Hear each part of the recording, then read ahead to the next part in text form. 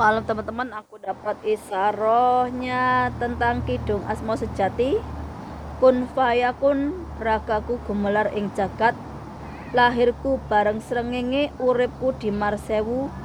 Murupmu biar ono ing tengahing jagat. Ora ono sing ngalangi, ora ono sing ngungkuli. Gusti Allah, urip wulu kulit daging getihku, urip otot balung lan sumsumku, urip tan kena loro pati, urip saklawase rarem tentrem rahayu. Dan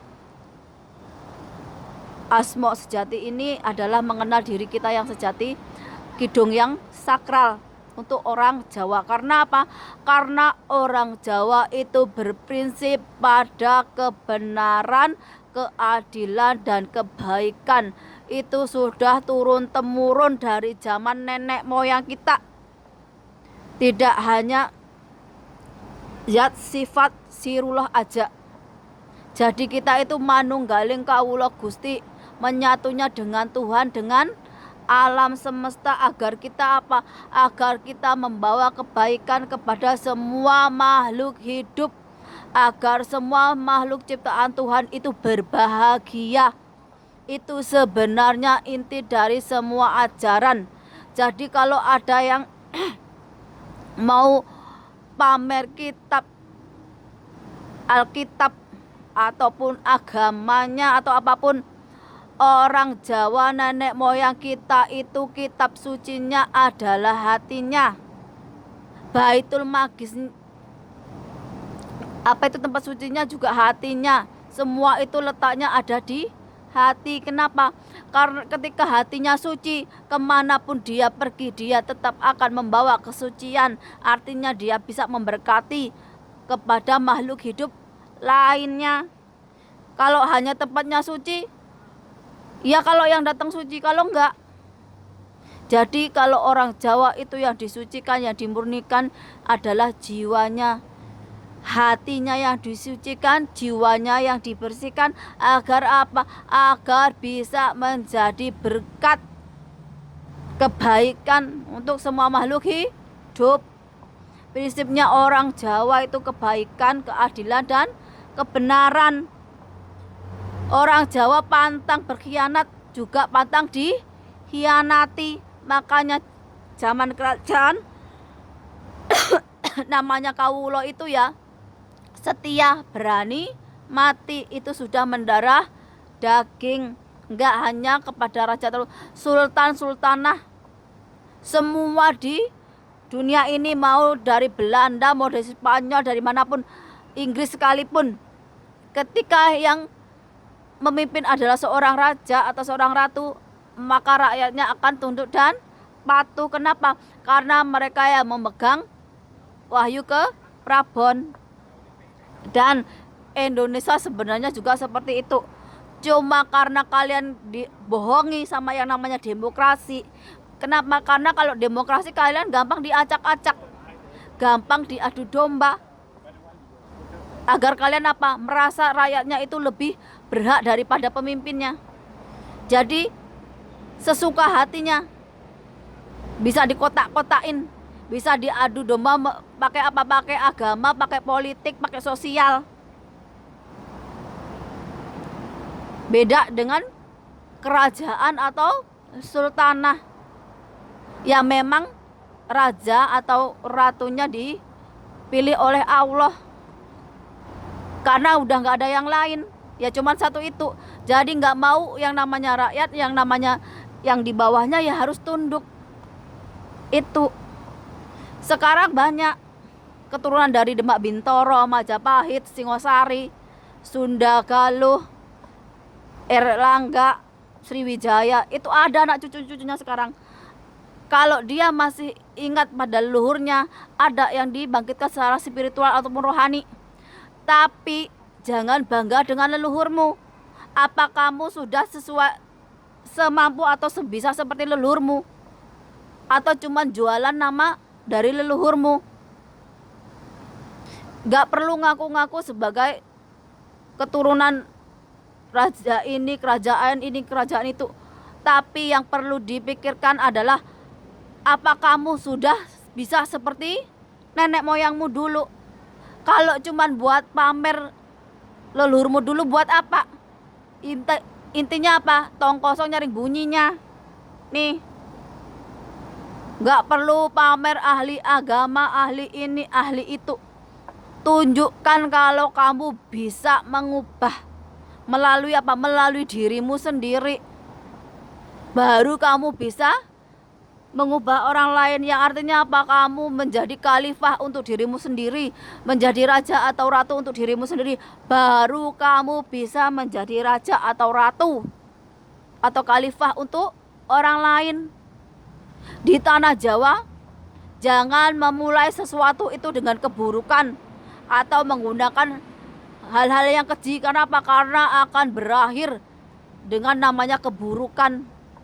Kalau manusianya nggak bisa nuntasin, nanti yang mengadili itu alam. Sudah dari zaman nenek moyang, akhirnya akan seperti itu.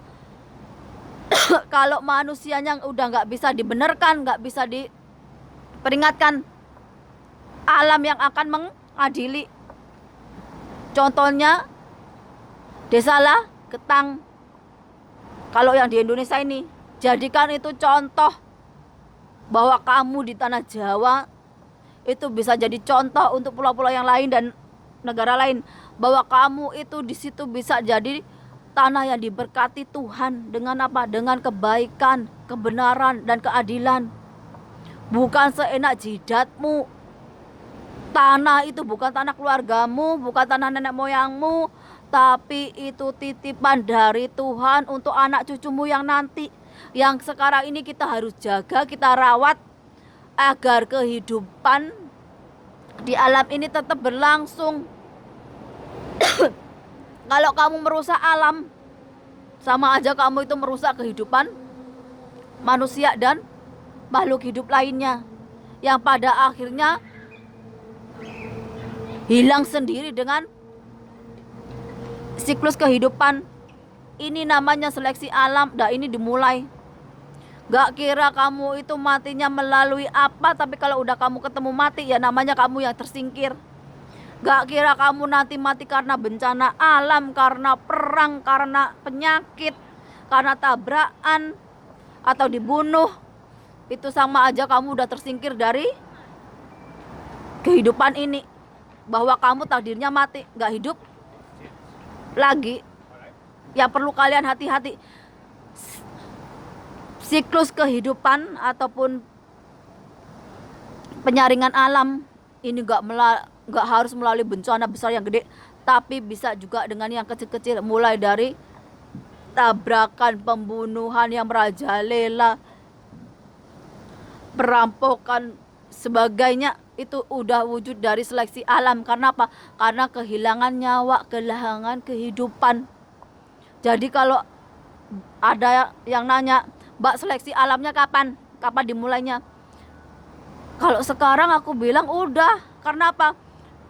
Mulai dari corona udah banyak yang mati. Perang Israel Hamas udah banyak yang mati. Kecelakaan di mana-mana, belum kasus pembunuhan, belum penyakit. Dan nanti akan tambah banyak. Kenapa? Karena itu seiring dengan perbuatan manusia sendiri. Makin manusianya rusak, maka alam akan mengimbanginya dengan seleksi alam yang lebih besar lagi. Kenapa saya tahu? Karena saya bisa merasakan apa yang akan terjadi. Karena saya sendiri merasakan saya akan kehilangan bagian dari keluarga saya, orang-orang yang saya kasih. Kenapa? Ketika saya mengenal Allah, Allah sudah melihatkan bahwa apapun yang saya punya itu bukan hak saya, tapi haknya Tuhan. Kalau benar-benar saya itu sangat mencintai Tuhan, maka saya akan ikhlas dan ridho dengan apapun takdir yang Tuhan berikan. Kalau saya mau jauh, saya nggak bisa mau lari kemana. Bahwa takdir mau nggak mau, saya harus terima. Dan kenapa saya harus terima? Karena sekarang aku kerja dengan jujur, orang Indonesia, dan di situ ada lingkaran setan. Kenapa saya bilang lingkaran setan? Di situ lingkaran namanya prostitusi, mulai dari lingkaran narkoba dan perdukunan, terus banyak lagi sebenarnya yang membuat mereka itu sebenarnya terjebak di lingkaran setan, yang artinya mereka itu di jalurnya neraka, tapi mereka nggak sadar. Tapi kalau disadarkan pakai kata-kata, mereka tidak bisa.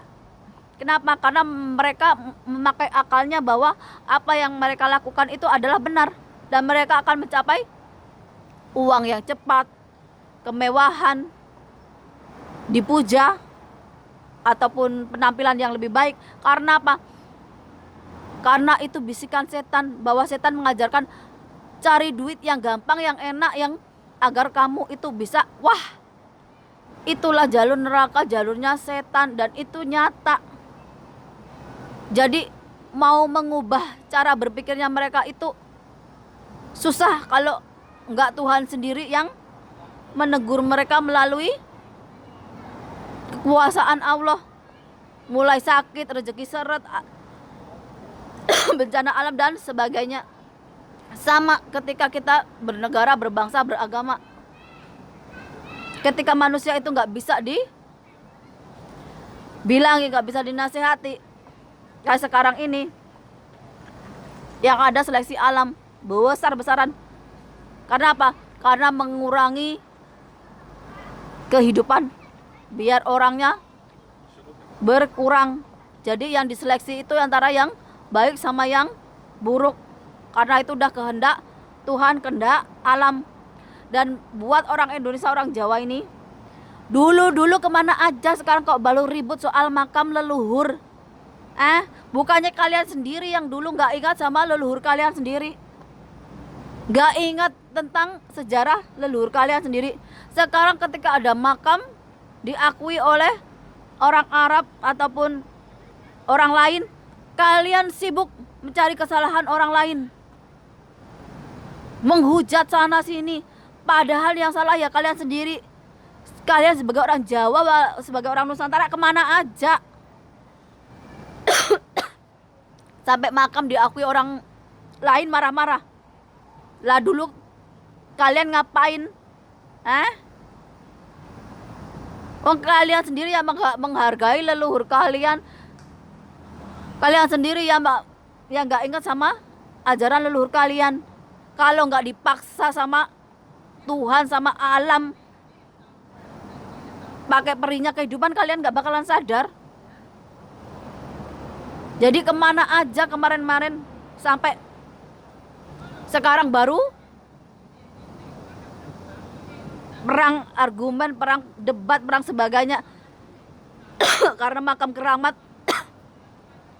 Sebelum menyalahkan orang lain, salahkan dirimu sendiri. Kemana aja kamu selama ini? Kamu boleh beragama apa aja, mau Islam, mau Hindu, mau Kristen, Katolik, tapi jangan lupa asal usulmu. Jangan lupa leluhurmu. Nanti kualat sama tanah yang kamu pijak. Itu kok baru sekarang rame, baru sekarang gaduh, baru sekarang utur-uturan perkara makam keramat. Enggak, rakyatnya yang hidup kayak gabah di interior, presidennya, pemerintah juga gak bisa jadi contoh yang baik. Cuma omong doang, omongan sampai kelakuannya beda.